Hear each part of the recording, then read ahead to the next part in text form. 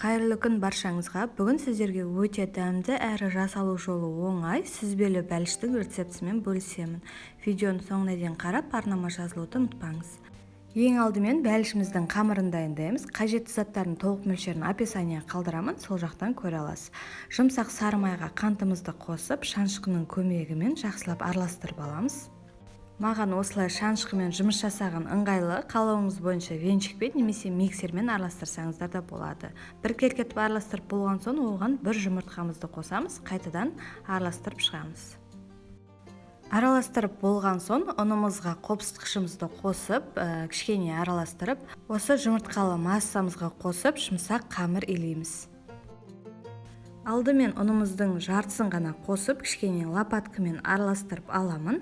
Содан соң кішкене осылай бірге бастағаннан кейін қалған ұнымызды қосып, жұмсақ қамыр илеп шығамын.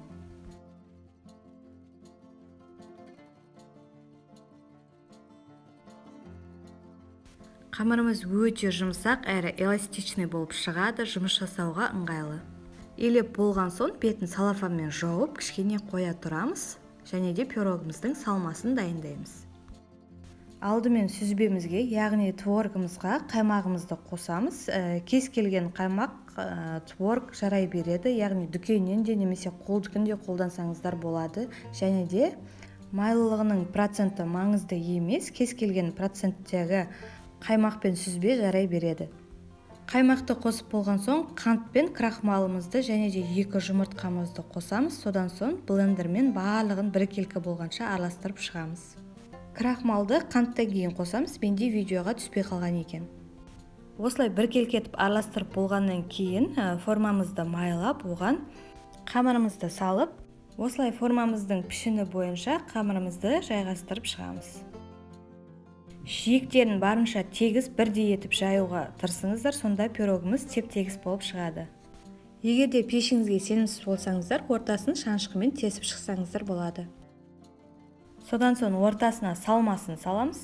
Кішкене бетін тегістеп, қалауыңыз бойынша кез келген жеміс-жидектерді салып шығамыз.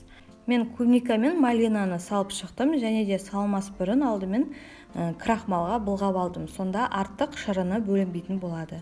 Егер де сізде жеміс-жидектер болмаса, салмай пісірсеңіз де болады, өте дәмді болып шығады. Сүзбелі бәлішімізді 160 градуста 50-60 минут шамасында пісіріп аламыз.